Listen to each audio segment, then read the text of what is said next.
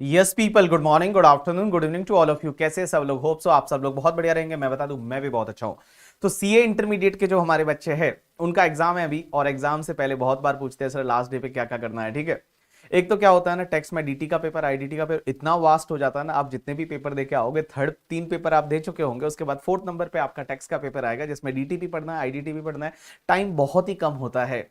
एक ही स्टेट ऐसा है इंडिया में जहां पे बहुत टाइम मिल रहा है, आई थिंक 10 दिन का उनको टाइम मिल रहा है, बट बाकी सब जगह है वो 1.5 डेज का आपके पास टाइम रहेगा एग्जाम देने के लिए।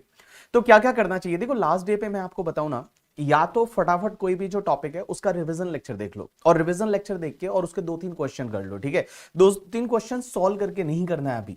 अभी ये टाइम नहीं है कि जिसमें आप क्वेश्चन को सॉल्व कर पाओगे। आपने सॉल्व जो करना था वो पहले कर चुका है, अभी आपको चेक करना है कि यस यस ऐसे ऐसे ऐसे ऐसे सही हो रहा है या नहीं हो रहा है करके। ठीक है, चलिए। तो सबसे पहले, अगर आपके पास बहुत ही मिनिमम टाइम है उस टाइम पे, तो क्या करना चाहिए आपको? आपको करना चाहिए सबसे पहले जो सुपर 30 क्वेश्चंस दे रखे हैं ना, वो एक बार आप देख लीजिए करके ठीक है। और दूसरा, आपके लिए जो आरटीपी है प्लस मॉक टेस्ट पेपर, अगर आप इतना भी ढंग से देख के चले जाते हैं, सुपर 30 क्वेश्चन जो मैंने दिए हैं वो बेस्ट क्वेश्चन है आपके टेक्स्ट के पेपर में। डायरेक्ट टेक्स्ट के जो बेस्ट क्वेश्चन थे वो मैंने सुपर 30 में कवर किए हैं। और एक आप करेंगे आरटीपी और MTP. RTP means revision test paper और MTP means mock test paper. और कौन सा वाला? जो आपके एग्जाम के लिए है, दैट इज मई 2023 के लिए है। तो मई 2023 के आरटीपी एमटीपी इतना अगर आप देख के जाएंगे तो आपका काफी पार्ट है वो रिवाइज हो जाएगा, बिकॉज लास्ट डे पे आपके पास टाइम बहुत कम रहता है। तो आप एक काम कर सकते हैं कि या तो एक रिवीजन लेक्चर देखिए फटाफट, और रिवीजन लेक्चर अगर आप पूरे डीटी के मिला के भी देख लेंगे करके, ठीक है, तो ज्यादा टाइम नहीं लगेगा, 6 से 7 घंटे में हो जाना चाहिए। उसमें टीडीएस टीसीएस का वो 2.5-3 घंटे का लेक्चर देखने की जरूरत नहीं। आप जो 40 मिनट्स का लेक्चर है वो भी अगर आप टीडीएस टीसीएस का देखेंगे तो आपका काम हो जाएगा। जो क्विक अल्ट्रा रिवीजन करके है वो आप देख सकते हैं। या फिर अगर मान लो आप ये सेटअप करना चाहते हैं, ये कर सकते हैं। मींस ये जो है आप करना चाहते हैं, रिवीजन लेक्चर देखिए और उसके बाद में ये क्वेश्चन देख के और एग्जाम में चले जाइए अच्छे से। या फिर आप अगर ऐसा करना चाहते हैं, टॉपिक वाइज चलना चाहते हैं, जैसे एक टॉपिक का आपने रिवीजन लेक्चर देखा एंड उसके बाद में उसके दो तीन क्वेश्चन देखे, फिर आप आगे बढ़ गए, फिर दूसरा टॉपिक का रिवीजन लेक्चर देखा। या फिर बहुत बार एक और बात बता दूं, रिवीजन लेक्चर देखना जरूरी नहीं है अगर आपको वो टॉपिक पहले से आता है। ठीक है, जैसे ही आप अपनी बुक को घुमाओगे, नोटबुक को घुमाओगे, आपको वो चीजें याद आ जाएगी करके। ठीक है, तो उसमें रिवीजन लेक्चर में टाइम वेस्ट करने की कोई जरूरत नहीं है। सर कोई क्वेश्चंस बता दो, अगर हम टॉपिक वाइज चलना चाहते हैं तो टॉपिक वाइज अगर आप चलना चाहते हो तो मैं आपको बताऊं कौन कौन से क्वेश्चन देख के जाना चाहिए। तो इसमें से कुछ क्वेश्चन ऐसे रहेंगे जो मैं सुपर 30 में ऑलरेडी कवर कर चुका हूं, कुछ क्वेश्चन ऐसे जो मैंने सुपर 30 में कवर नहीं किए हैं। तो अगर मैं पहला टॉपिक बात करूं, basic concept and general tax rate की अगर मैं बात करूं, तो उसका क्वेश्चन नंबर 7 एक बार देख के जाइए कि कुछ केसेस ऐसे होते हैं जिसमें आपका असेसमेंट ईयर में टैक्स नहीं भरना पड़ता, प्रीवियस ईयर में ही भरना पड़ता है। इंडिया से अगर कोई आप परमानेंटली इंडिया छोड़ के जा रहे हो, फॉरेन से कोई शिप आया और इंडियन पोर्ट पे आता है, तो उसको प्रीवियस ईयर में ही अपना टैक्स भरना पड़ता है। क्वेश्चन नंबर 7 देख के जाएंगे। उसके बाद में question number 9 and question number 10 देख के जाएंगे। Question number 9 is related to the mister Agarwal वाला, टैक्स कैलकुलेट किया है और यहां पे अमेंडमेंट है। क्वेश्चन नंबर 10 जो है ये भी टैक्स कैलकुलेट किया है, यहां पे अमेंडमेंट है। ये आपके टॉपिक नंबर 1 हो गया। तो उसमें आप ये तीन क्वेश्चन देख के जाओगे, आपका काम बन जाएगा। उसके बाद residential status and scope of total income की अगर मैं बात करूं, तो सबसे पहले तो एक जो बड़ा वाला क्वेश्चन नंबर 7 है वो देख के चले जाइए कि आर एंड ओ आर के लिए कौन सी इनकम टैक्सेबल होगी, आर बट एनओआर के लिए कौन सी इनकम टैक्सेबल होगी, और एनआर के लिए कौन सी इनकम टैक्सेबल होगी। तो क्वेश्चन नंबर 7 जो है वो बहुत बड़ा क्वेश्चन है, उसमें बहुत सारी इनकम्स कवर हो जाती है, तो वो आप एक बड़ा सा क्वेश्चन देख के जाइए। उसके बाद अगर मैं बात करूं, तो आप सीधा एक काम करिए, इसके बाद में क्वेश्चन नंबर आपकी इसी बुक से क्वेश्चन नंबर 13 एक बार देख के जाइए। क्वेश्चन नंबर 13 में क्या है? रेसिडेंशियल स्टेटस है, और उसमें वो पता है वो इंडियन शिप जो है, वो इंडियन शिप पे अगर वो काम करता है, शिप पे जो फॉरेन बाउंड शिप है, तो जिस दिन वो ड्यूटी डिस्चार्ज सर्टिफिकेट जो होता है उसको साइन करता है, और जिस दिन उसको वापस से छोड़ के आता है, साइन ऑफ करता है, उतने दिन इंडिया के बाहर माने जाते हैं। तो ये वाला कॉन्सेप्ट यहां पे आ जाएगा। क्वेश्चन नंबर 13 देख लीजिए करके। ठीक है, क्वेश्चन नंबर 13 के बाद क्वेश्चन नंबर 14 देख लीजिए। अब question number 14 I think super 30 में भी दे रखा है करके, ठीक है, बट आप यहां से देख रहे तो फिर सुपर 30 में इस क्वेश्चन को देखने की जरूरत नहीं है। क्वेश्चन नंबर 14 के बाद में आप एक काम करिए कि सीधा जो है क्वेश्चन नंबर 14 के बाद में आप सीधा अगले टॉपिक पे चले जाइए, क्योंकि आप रेसिडेंशियल स्टेटस से इतना देख लेंगे तो आपका काम बन जाएगा। उसके बाद अपन चलते हैं आपका एग्जेम्प्ट इनकम। एग्जेम्प्ट इनकम में क्वेश्चन नंबर 1 देख लीजिए, that is related to the वो तुम्हारा 30। इसमें क्या होता है कि लाइक एग्रीकल्चर इनकम और तुम्हारी बिजनेस इनकम को हम अलग अलग करते हैं जब फर्दर प्रोसेस कर रहे होते हैं। अगर आपने शुगर कैन को बेच दिया तो एग्रीकल्चर इनकम है, शुगर कैन से शुगर बना के बेची तो कुछ एग्रीकल्चर इनकम होगी, कुछ बिजनेस इनकम होगी। उसको कैसे अलग करते हैं वो मैंने इसमें दे रखा है, तो ये क्वेश्चन नंबर 1 देख लीजिए। क्वेश्चन नंबर 2 जो पार्शियल इंटीग्रेशन वाला है, कभी एग्जाम में आया नहीं बट हो सकता है कभी एग्जाम में आ जाए, तो आप इस क्वेश्चन नंबर 2 को जो पार्शियल इंटीग्रेशन है उसको आप भी आप देख के जाइए। उसके बाद एक काम करिए, क्वेश्चन नंबर 5 है वो देख लीजिए, जिसमें SEZ का क्वेश्चन आ जाएगा आपका। क्वेश्चन नंबर 5 के साथ में आप एक काम करिए कि इसके बाद में सीधा क्वेश्चन नंबर 11 देख लीजिए। क्वेश्चन नंबर 11 में क्या होगा कि आपका यहां पे वो AMT वाला कॉन्सेप्ट भी मैंने डाला है, तो AMT वाला कॉन्सेप्ट हो जाएगा और ये हो जाएगा क्वेश्चन नंबर 11। सिमिलर क्वेश्चन मैंने आपको उसमें भी दे रखा है, किसमें, जो आपका सुपर 30 है उसमें भी ऐसा सिमिलर क्वेश्चन आपको मिल जाएगा। तो ये अगर 3 क्वेश्चन यहां से देखेंगे आपका काम हो जाएगा। उसके बाद अगर मैं बात करूं सैलरी हेड की, तो सैलरी हेड में एक तो क्वेश्चन नंबर 9 देख लीजिए। क्वेश्चन नंबर 9 में क्या था, वो मेडिकल बेनिफिट जो मिलते थे कौन कौन से टैक्सेबल होंगे, कौन से एग्जेम्प्ट होंगे। गवर्नमेंट हॉस्पिटल में अगर मान लो वहां पे ट्रीटमेंट कराया तो एग्जेम्प्ट होगा, एम्प्लॉयर ओन हॉस्पिटल में कराया तो एग्जेम्प्ट होगा, बाकी वाला टैक्सेबल होगा। तो ये वाला क्वेश्चन है वो आप एक बार क्वेश्चन नंबर 9 देख लीजिए। उसके बाद आप क्वेश्चन नंबर 12 देख लीजिए। 12 क्या है, हाउस फैसिलिटी। अगर हाउस फैसिलिटी आपको दिया जाता है तो हाउस फैसिलिटी का परक्यूजेट कैसे टैक्सेबल होगा। क्वेश्चन नंबर 13 आप देख लीजिए। 13 में इसलिए बता रहा हूं क्योंकि इसमें ग्रेजुएटी भी कवर हो रहा है, लीव सैलरी भी कवर हो रहा है, पेंशन भी कवर हो रहा है, यहां पे बहुत सारी चीजें, कम्यूटेड पेंशन भी है, अनकम्यूटेड पेंशन भी है, तो बहुत सारे पॉइंट एक साथ में कवर हो रहे हैं। तो क्वेश्चन नंबर 13 आप देखिए। क्वेश्चन नंबर 13 के बाद में अगर मैं बात करूं, that is the question number 13 के बाद में सीधा आप चलिए क्वेश्चन नंबर 16 पे। क्वेश्चन नंबर 16 क्या है कि अगर आपको ईसॉप में शेयर मिल जाता है तो जो भी फेयर मार्केट वैल्यू होती है minus issue price, that difference salary में टैक्सेबल होता है। और बेटा जो फेयर मार्केट वैल्यू है वो कैपिटल गेन हेड के लिए कॉस्ट बन जाती है अगर आप फ्यूचर में बेचते हैं तो क्वेश्चन नंबर 16 है वो आप देख लीजिएगा एक बार। उसके बाद में अगर सैलरी की बात करूं, क्वेश्चन नंबर 18। क्वेश्चन नंबर 18 जो है ना, that is related to the arrear salary, अगर अभी मिलती है तो कैसे टैक्सेबल होगी। यहां पे 89 का एक रिबेट बताया हुआ है। तो ये क्वेश्चन नो डाउट थोड़ा डिफिकल्ट लगेगा, थोड़ा बड़ा क्वेश्चन है, बट जैसा मैंने आपको क्लास में कराया था उसको एक बार आप देखेंगे तो आपका काम बन जाएगा। उसके बाद में क्वेश्चन नंबर 20 बालाजी वाला देख सकते हैं, जिसमें बहुत सारे परक्यूजिट से रिलेटेड चीजें दे रखी है। कार वाला परक्यूजिट यहां पे कवर हो जाएगा, तो क्वेश्चन नंबर 20 देख सकते हैं। और लास्ट क्वेश्चन नंबर 23 देख लीजिए, एक और देखना पड़ेगा। 23 जो है इसमें भी परक्यूजिट है, वो उसी की वैल्यूएशन है, तो परक्यूजिट एंड 24 देख लीजिए। 24 जो है वो तुम्हारा इंटरेस्ट वाला क्वेश्चन है कि अगर मान लो 7,50,000 से ज्यादा आरपीएफ में, एसपीएफ में, या फिर तुम्हारा एक वो एनपीएस में अगर एम्प्लॉयर ने डाला तो उसके ऊपर वाला टैक्सेबल होगा और उसके ऊपर जो इंटरेस्ट आता है वो भी टैक्सेबल होगा। एक फॉर्मूला होता है PC divide by 2 multiply by R plus PC one plus TP one multiply by R. ये फॉर्मूला जो होता है इस फॉर्मूला से टैक्सेबल हो जाएगा क्वेश्चन नंबर 24। तो ये एक बार देख लीजिएगा। उसके बाद में आपका जो है इस टॉपिक में और आपको कुछ देखने की जरूरत नहीं है, बस इतना आप सैलरी हेड में देख के जाएंगे आपका काम बन जाएगा। हाउस प्रॉपर्टी की अगर मैं बात करूं तो हाउस प्रॉपर्टी हेड से क्वेश्चन आता है एग्जाम में, और हाउस प्रॉपर्टी हेड से जो क्वेश्चन आएगा उसमें एक तो ऑब्वियसली इंटरेस्ट का कैलकुलेशन मस्ट रहेगा, रहेगा ही रहेगा इंटरेस्ट का कैलकुलेशन। तो आप एक काम करिए, एक तो क्वेश्चन नंबर 13 देख लीजिए कि उसमें क्या होता है ना, 2 हाउस प्रॉपर्टी एसओपी का बेनिफिट ले सकते हैं, बट 2 से ज्यादा एसओपी है तो एक को deem to be let out property माननी पड़ती है। वो कैसे मानोगे, क्या मानोगे, क्वेश्चन नंबर 13 देख लीजिए। क्वेश्चन नंबर 14 है वो को ओनरशिप का क्वेश्चन है, तो को ओनरशिप का क्वेश्चन क्वेश्चन नंबर 14 देख लीजिए। क्वेश्चन नंबर 15 है जिसमें क्या होता है पार्टली लेट आउट प्रॉपर्टी है करके, ठीक है।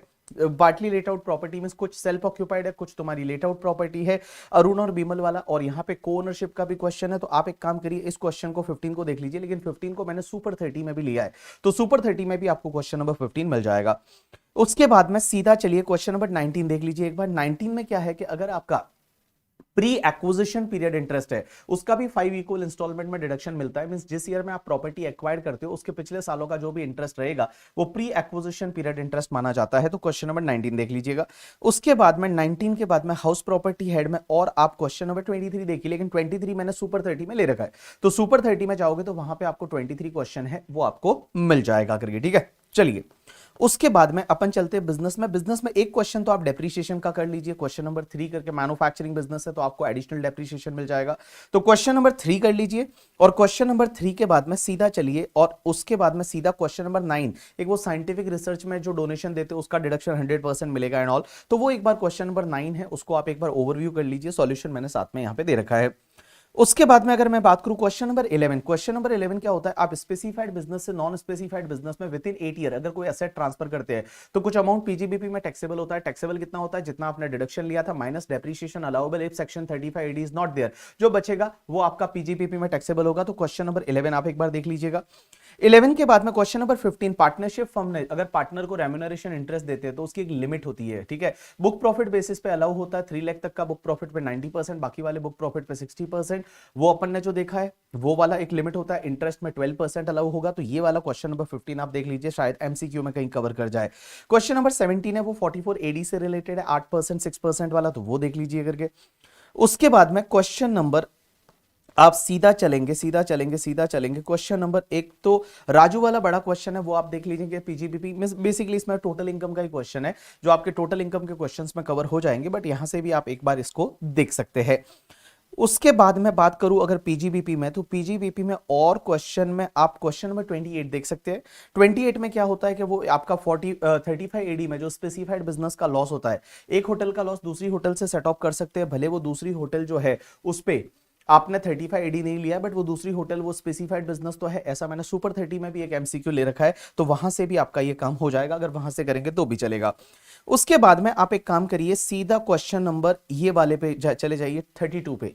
ये एग्जाम में क्वेश्चन है आया था, मिस्टर अर्जुन एक क्लिनिक रन करता है, वो कार खरीदता है, तो कार में जो आपका दिल्ली का जीएसटी है, सेंट्रल जीएसटी है, एचजीएसटी है करके, ठीक है, ये एचजीएसटी आईजीएसटी जो है, एक बात बताइए क्या इसका जो रिबेट इसका जो है इस पे आपको डेप्रीशिएशन मिलेगा या इसका क्रेडिट मिलता है? कार पे क्रेडिट ब्लॉक होता है, आपने जीएसटी में पढ़ा हुआ है कि what ever credit on the car, जो आईटीसी नहीं मिलता है कार पे, तो उस पे आपको क्या मिलेगा? डेप्रीशिएशन मिलेगा, तो पूरे 19,20,000 पे आप डेप्रीशिएशन क्लेम करेंगे। उसके बाद क्वेश्चन नंबर 33 कर लीजिए। 33 इज रिलेटेड टू 44 एई जो है स्पेसिफाइड बिजनेस, उसमें व्हीकल से कैसा इनकम निकालेंगे वो वाला। और क्वेश्चन नंबर 34 कर लीजिए, दैट इज ब्लॉक की असेट अगर बेचते हैं तो क्या होगा। तो क्वेश्चन नंबर 34 कर लेंगे, आपका काम हो जाएगा। 36 और कर सकते हैं, दैट इज द डेप्रीशिएशन से रिलेटेड है, तो ये डेप्रीशिएशन से रिलेटेड क्वेश्चन नंबर 36 है, ये भी आप चाहे तो आप कर सकते हैं। 36 नहीं भी करेंगे तो आपका काम हो जाएगा। अगर मैं कैपिटल गेन की बात करूं तो एक तो क्वेश्चन नंबर 4 देख लीजिए, उसमें आपको पता है अगर वो आप क्या करते हैं, कैपिटल असेट को स्टॉक इन ट्रेड में कन्वर्ट करते हैं, फिर वो बिल्डिंग बनाते हैं, उसमें से 15 फ्लैट बेच देते हैं, बाकी वाले फ्लैट नहीं बेचते, ऐसा सिमिलर क्वेश्चन, ये सेम क्वेश्चन मैंने सुपर 30 में भी ले रखा है। ये सेम क्वेश्चन और सिमिलर क्वेश्चन मैंने सुपर 30 में भी ले रखा है, तो अगर आप सुपर 30 से करना चाहे वहां से कर लीजिए, नहीं तो यहां से क्वेश्चन नंबर 4 कर लीजिए। उसके बाद में अगर मैं बात करूं तो आप सीधा क्वेश्चन नंबर 11 पे चले जाइए। 11 आपका जो गवर्नमेंट कंपलसरी एक्वायर्ड कर लेती है, उस पे कंपनसेशन जो मिलता है उस पे कैसे टैक्स लगेगा, मिस्टर नवीन वाला क्वेश्चन है, वो कर लीजिए। उसके बाद में अगर मैं बात करूं, देखो स्लम सेल वाला क्वेश्चन मैंने जो सुपर 30 में ले रखा है ना, वो करेंगे। सुपर 30 में ले रखा है स्लम सेल वाला क्वेश्चन, वो करेंगे। उसके बाद में अपन कैपिटल गेन की बात करें, क्वेश्चन नंबर 24 कर लीजिएगा एक बार, जिसमें क्या होता है, एनएचआई आरईसीएल में आप 1 करोड़ इन्वेस्ट करते हैं with in 6 month, but maximum आपको एग्जाम्पशन 50 लाख का मिलेगा, तो 24 देख के जाइए। उसके बाद में अगर मैं बात करूं तो आपको एक क्वेश्चन और है जो आप देख के जाएंगे 28 करके, तो 28 में 2 एग्जाम्पशन की साथ में बात की होगी, 54 की, 54 ईसी की, तो ये जो क्वेश्चन है आप 28 एक बार देख के जाएंगे। उसके बाद में अगर मैं बात करूं आपको क्वेश्चन नंबर 32 की, कि अगर आपका स्टॉक का लॉस हो गया या असेट का लॉस हो गया, तो स्टॉक का लॉस हो गया वो पीजीबीपी का लॉस है, लेकिन अगर कैपिटल असेट का लॉस होता है तो वो कैपिटल गेन हेड का लॉस है, वो आप देख लेंगे। उसके बाद में अगर 33 की बात करूं तो 33 है, वो आप देख के जाएंगे करके, ठीक है, जिसमें एडवांस मनी फोरफिट करते हैं उसका क्या होगा, वो वाला पॉइंट है। क्वेश्चन नंबर 34 है, वो है वेरी वेरी इंपॉर्टेंट क्वेश्चन जो आपको देख के जाना है। 54 का एग्जाम्पशन के ऊपर बहुत ही बढ़िया क्वेश्चन है, रॉय वाला।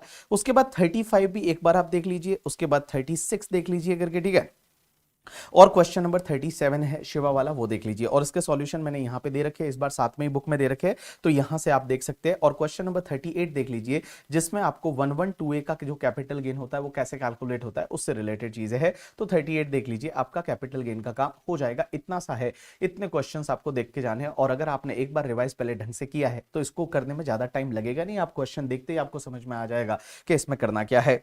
अगर मैं अदर सोर्सेज की बात करूं तो अदर सोर्सेज में एक तो क्वेश्चन नंबर 4 आप करके जाएंगे, that is mister B transfer 500 share वाला, वो वाला क्वेश्चन। उसके साथ में एक क्वेश्चन और करके जाएंगे, that is question number 8, but question number 8 को मैंने सुपर 30 में भी लिया है, तो आपको सुपर 30 से ये कर लेंगे तो आपका काम बन जाएगा। उसके बाद क्वेश्चन नंबर 9 एक बार देख लीजिए, कुछ गिफ्ट से रिलेटेड क्वेश्चन है, 9 देख लीजिए। उसके बाद क्वेश्चन नंबर 10 देख लीजिए, that is also related to the like, आप किसी को है वो गिफ्ट करते हो या सेल करते हो, इसमें आप सेल कर रहे हो और लो कंसिडरेशन पे करते हो, तो डिफरेंस पे अदर सोर्सेज में टैक्स लगेगा रिसीवर को, अगर वो उसके लिए कैपिटल एसेट है, बट अगर स्टॉक इन ट्रेड है तो उस केस में नहीं लगेगा। अब एक और चीज समझना, क्वेश्चन नंबर 10 के बाद में अगर मैं बात करूं तो अदर सोर्सेज में आप क्वेश्चन नंबर 16 को देख लीजिए। 16 क्या होता है कि अगर कोई भी प्राइवेट कंपनी है, अनलिस्टेड कंपनी है, वो अपने शेयर प्रीमियम पे इशू करती है, तो issue price minus fair market value of that share, difference है वो आईएफओएस में टैक्सेबल हो जाएगा उस कंपनी के हाथ में, तो क्वेश्चन नंबर 16 है वो उसी पे है, सेक्शन 5627 बी करके हुआ करता है, तो ये वाला इसका सॉल्यूशन भी मैंने आपको क्लास नोट्स में दे रखा था, वहां से आप देख लेंगे करके, ठीक है। उसके बाद अगर मैं आपके बात करूं क्लबिंग टॉपिक की, तो क्लबिंग टॉपिक में आपको एक तो वेबव वाला क्वेश्चन नंबर 3 है, वो देख लीजिए। इसमें क्या होता है कि अगर आप अपने स्पाउस को कोई भी अमाउंट गिफ्ट करते हो, असेट गिफ्ट करते हो, वो बिजनेस में लगाते हो, तो बिजनेस का जो प्रॉफिट होगा वो क्लब होगा, लेकिन बिजनेस का प्रॉफिट क्लब तभी होगा जब आपने अमाउंट जो दिया है वो ओपनिंग कैपिटल में ऐड है। अगर ओपनिंग कैपिटल में ऐड है नहीं है तो उस पर्टिकुलर केस में क्लबिंग नहीं होगा। उसके बाद में अगर मैं बात करूं क्लबिंग से, तो एक और क्वेश्चन नंबर 8 कर लीजिए, वो क्रॉस गिफ्ट वाला है। क्या आपने जो है वो किसी और की वाइफ को गिफ्ट किया, उसने आपकी वाइफ को कोई गिफ्ट किया, तो उस पर्टिकुलर केस में मैंने बोला था कि जो मैचिंग अमाउंट है, मैचिंग अमाउंट मींस दोनों में जो सेम अमाउंट है, वो सेम अमाउंट पे जितना भी इनकम होगा वो दोनों के हाथ में क्लब हो जाएगा। That is question number 8। Question number 9 जो है ये भी आप देख के जाइएगा, इसको मैंने कराया है। बस इतना अगर आप क्लबिंग में कर लेंगे आपका काम बन जाएगा क्लबिंग का। उसके बाद में अगर set of and carry forward की बात करूं, बड़ा टॉपिक है बट इसमें कोई इतने ज्यादा क्वेश्चंस करने की जरूरत नहीं, बिकॉज सिमिलर क्वेश्चंस है वो आपको मिलेंगे। सिर्फ आपको थियरी याद होनी चाहिए कि क्या होता है, कैसे होता है, कौन सा लॉस किससे सेट ऑफ हो जा सकता है, वो अगर आपको याद है तो आपका काम बन जाएगा। आप एक काम करेंगे, इसमें क्वेश्चन नंबर 8 है बत्रा वाला, वो क्वेश्चन एक बार देख लीजिए, क्वेश्चन नंबर 9 एक बार देख लीजिए करके, ठीक है। और क्वेश्चन नंबर 8 9 के बाद में आप जो है सीधा चले जाइए, एक और क्वेश्चन देख लीजिए, दैट इज क्वेश्चन नंबर आपका 15 देख लीजिए एक बार। Question number 15 is related to आपका सेट ऑफ कैरी फॉरवर्ड, पुराने लॉसेस वगैरह भी है। उसके बाद में आप क्वेश्चन नंबर ये अगर हो गया, क्वेश्चन नंबर 18 है आरती वाला, वो क्वेश्चन भी आप एक बार देख सकते हैं।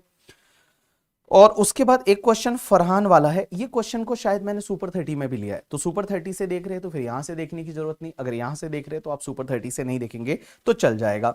उसके बाद में अगर मैं बात करूं, ये सेट ऑफ कैरी फॉरवर्ड में इतना करके जाना है। अगर मैं डिडक्शन टॉपिक की बात करूं तो डिडक्शन टॉपिक में एक तो आप क्वेश्चन ये वाला कर लीजिए, जो क्वेश्चन नंबर 5, जिसमें क्या है 80D से रिलेटेड डिडक्शन की बात की हुई है। वो 25,000 50,000 का लिमिट, पेरेंट्स के लिए 25 अलग से, और अगर सीनियर सिटीजन है तो 50,000।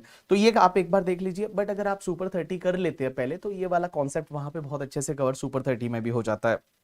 उसके बाद क्वेश्चन नंबर 8 करके जो शिवा वाला क्वेश्चन है वो वाला देख लीजिए, इसमें बहुत सारे डिडक्शन से रिलेटेड बात की हुई है।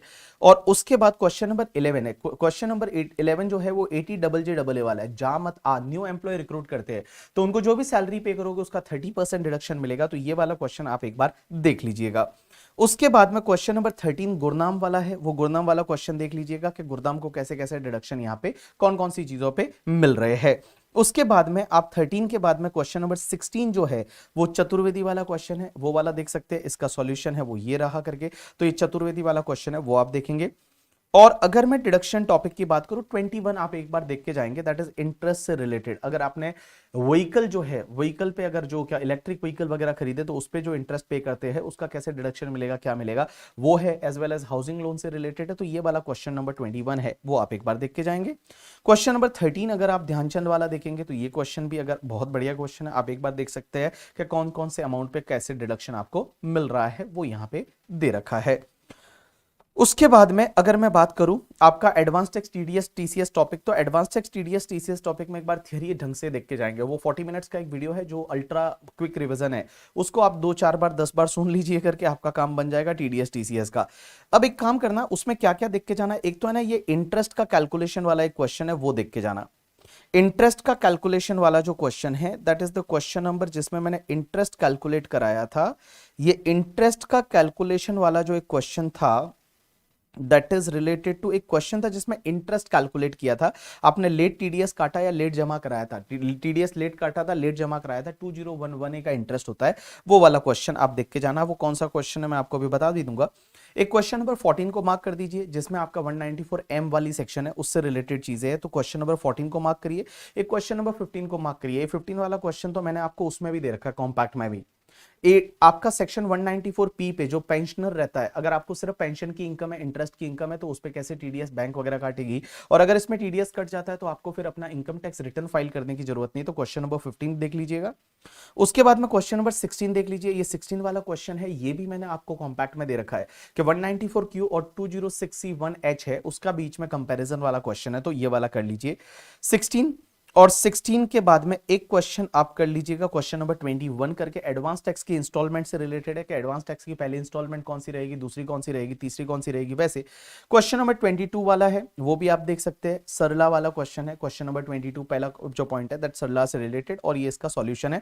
बट इसमें मैंने एक चेंज कराया था, 194 IA वाला। देखो 194 IA में पहले क्या होता था, कंसिडरेशन 50 लाख या उससे ज्यादा है तो 1% टीडीएस कटता है। इस बार अमेंडमेंट क्या हुआ है, कंसिडरेशन या स्टैंप ड्यूटी वैल्यू दोनों में से कोई भी अगर 150 लाख रुपीज या उससे ज्यादा है तो विच एवर इज हायर पे आपका 1% की रेट से टीडीएस काटना पड़ेगा करके, ठीक है। तो ये क्वेश्चन नंबर आपका जो है दैट इज क्वेश्चन नंबर 22 है, वो आप एक बार देख लीजिएगा करके, ठीक है। और मैंने आपको जो बोला इंटरेस्ट वाला, एक क्वेश्चन आपको इंटरेस्ट वाला करना पड़ेगा। दैट इंटरेस्ट वाला क्वेश्चन में नंबर कौन सा था जिसमें इंटरेस्ट कैलकुलेशन था, आपने टीडीएस लेट काटा, उस पे 1% पर मंथ और पार्ट ऑफ द मंथ की रेट से इंटरेस्ट, और अगर लेट डिपॉजिट कराया उस पे 1.5% पर मंथ और पार्ट ऑफ द मंथ की रेट से इंटरेस्ट। वो आई थिंक क्वेश्चन था तुम्हारा क्वेश्चन नंबर 7 या नॉट 7, हाँ 7, क्वेश्चन नंबर 7, ये क्वेश्चन नंबर 7 है, वो आप एक बार देख के जाइए, ठीक है। चलिए अगर मैं टीडीएस टीसीएस की बात करूं, टीडीएस टीसीएस यहां पे आपका कंप्लीट हो जाता है। तो टीडीएस टीसीएस के बाद में और अगला जो टॉपिक रहेगा that is the return filing. Return filing से क्वेश्चन नंबर 1 देख लीजिए एक बार करके, ठीक है। उसके बाद में सीधा क्वेश्चन नंबर 4 देख लीजिए, और क्वेश्चन नंबर 4 देखने के बाद में एक लास्ट क्वेश्चन नंबर 8 देख लीजिए कि भैया पेन नंबर कहाँ कहाँ लगाना है, कहाँ कहाँ नहीं लगाना, एंड उसके बाद क्वेश्चन नंबर 9 देख लीजिए करके, ठीक है। कि अगर आप बिलेटेड रिटर्न फाइल कर सकते हैं या नहीं। और ये वाला जो क्वेश्चन है ये तो मैंने उसमें भी ले रखा है सुपर 30 में। काफी सारे क्वेश्चन ऐसे होंगे जो सुपर 30 में रेप्लिकेट हो जाएंगे, तो क्वेश्चन नंबर 10 है वो भी आप एक बार देख लीजिए, बट ये भी सुपर 30 में आपको मिल जाएगा। चलिए अब आप एक काम करिए, ये तो करना ही है। अब आप बोलोगे टोटल इनकम के बड़े बड़े क्वेश्चंस में हम कौन से करके जाए, तो उसके लिए आप बिंदास रहिए, आप सीधा सुपर 30 पे जाइए। और सुपर 30 में जो मैंने क्वेश्चंस दे रखे हैं ना, ट्राई करिए एटलीस्ट कि वो अगर आप क्वेश्चन कर पाए ना। देखो ये जो टॉपिक वाइज क्वेश्चन है उसमें से काफी क्वेश्चन ऐसे रहेंगे जो आपके सुपर 30 में कवर हो गए। बाकी वाले क्वेश्चन है वो आप सुपर 30 से कर लीजिए। सुपर 30 का लिस्ट दे रखा है, बट सुपर 30 भी इसी बुक से मैंने ले रखा है, कोई अलग से नहीं लाया है करके, ठीक है। इसी बुक से ले रखा है। कुछ एमटीपी आरटीपी के क्वेश्चन रहेंगे तो वो आप देखिए, और उसके साथ में आपको एमटीपी करना है और आरटीपी करना है, ये आपको करके जाना है एग्जाम के लिए। अब एक बात बताओ, अगर आपके पास टाइम है तो जितने मैंने ये मार्किंग की है ये देखना है, उसके बाद सुपर 30 के जो रिमेनिंग क्वेश्चन है वो देखने हैं, और एमटीपी आरटीपी देखना है। बट अगर आपके पास टाइम नहीं है तो सिर्फ आप सुपर 30 एमटीपी आरटीपी करके चले जाएंगे तो भी आपका काम एग्जाम में हो जाएगा। बट बिल्कुल टेंशन मत लीजिए, अगर आपने पहले रिवाइज कर रखा है तो फटाफट चीजें आपको याद आती जाएगी और आप अच्छे से एग्जाम में परफॉर्म कर पाएंगे। एक चीज समझना, एग्जाम में जब भी क्वेश्चन आता है आपको नोट्स लिखना पड़ेगा। जो भी आपको आता है, देखो बहुत बार क्या होता है आपको आता है बट आप लिख नहीं पाते, ऐसा नहीं होना चाहिए, आपको नोट्स लिखना पड़ेगा। बहुत बार ऐसा लगता है एग्जामिनर को पता ही रहेगा ना, ऐसा नहीं होता है, आपको बताना पड़ेगा। अगर म्युनिसिपल टैक्सेस टेनेंट ने पे किए, अलाउ नहीं होते, तो आपको नोट लिखना पड़ेगा कि municipal taxes paid by owner only allowed as deduction, if it is paid by tenant not allowed as deduction, in the present question since it is paid by tenant so not allowed as deduction, आपको लिखना पड़ेगा। और मैं बता दूं tax में अगर आप पास हो गए तो आप फर्स्ट ग्रुप आराम से पास हो जाओगे, और इस बार का टैक्स का पेपर डिफिकल्ट नहीं है, इजी है इस बार का टैक्स का पेपर। तो आप बिल्कुल भी टेंशन मत लीजिए, जैसा मैंने बोला है ढंग से उसको फॉलो करिए। और कोई भी टॉपिक अगर मान लो, देखो अगर आपको बुक से रिवाइज करने में, अपनी जो नोटबुक में लिखा हुआ है उससे रिवाइज करने में अगर टाइम लग रहा है तो आप रिवीजन लेक्चर देखिए। बट अगर उससे आपका फटाफट रिवाइज हो जाता है तो आप फटाफट बुक से ही रिवाइज करिए, रिवीजन लेक्चर देखने की जरूरत नहीं है। But revision lecture all 13 revision lecture जितने भी अपने टॉपिक है, 13 टॉपिक है, वो 13 टॉपिक्स के रिवीजन लेक्चर है, वो मैं आपको यूट्यूब पे ऑलरेडी डाल चुका हूं। 115 बीएससी से रिलेटेड क्वेश्चन इस बार एग्जाम में आएगा, तो बीएससी कहां से करना है वो सुपर 30 में डाल रखा है। तो सुपर 30 में कुछ क्वेश्चन ऐसे जो 115 बीएससी बेस है, तो 115 बीएससी है वो आपको सुपर 30 से करना है, ठीक है। चलिए आज के लिए इतना बहुत है, और आपको मिलेंगे अब सीए फाइनल में। और भैया अच्छे से एग्जाम दे दीजिए, अच्छे से लिखना। जब एग्जाम में आप 3 घंटे लिख रहे हो ना, वो अच्छे से लिखना। और एक और चीज बता दो, 2 अलग अलग वो लिखने की नोटबुक आती है, डीटी के लिए अलग आती है, जीएसटी के लिए अलग आती है। क्योंकि हर एग्जाम के बाद कम से कम 10 बच्चे मुझे ये फोन करके बोलते हैं कि सर मैंने तो आईडीटी जो जीएसटी था वो भी डीटी वाले में कर लिया, या डीटी जो था वो भी जीएसटी वाले में कर लिया, तो वैसा आपको नहीं करना है करके, ठीक है। चलिए आज के लिए इतना बहुत है, और भैया मिलेंगे हम सीए फाइनल में। अच्छे से एग्जाम दीजिए और आराम से पास हो जाएंगे, टेंशन बिल्कुल ना लीजिए, थोड़ा मोटिवेट रहिए। और वो 3 घंटे में अपना माइंड है बड़ा स्टेबल रखिए, थोड़ा सो के भी जाइए। ऐसा नहीं कि फर्स्ट ग्रुप का लास्ट एग्जाम है तो बिना सोए एग्जाम देने चले जाए, नहीं। कम से कम 4-5 घंटे 6 घंटे है वो आप सो के जाइए, अच्छे से जाइए और अच्छे से एग्जाम में परफॉर्म करिए। हो सकता है टेक्स्ट के पेपर में क्वेश्चन नहीं आए, बट अगर आपको कॉन्सेप्ट याद है, अगर आपने रिवीजन लेक्चर भी ढंग से सुना है, कॉन्सेप्ट याद है, तो उसके अकॉर्डिंगली आप लिखना चालू करिए, आप आराम से अच्छे से लिख पाएंगे, ठीक है। चलो thanks a lot people, that's enough for today from my side.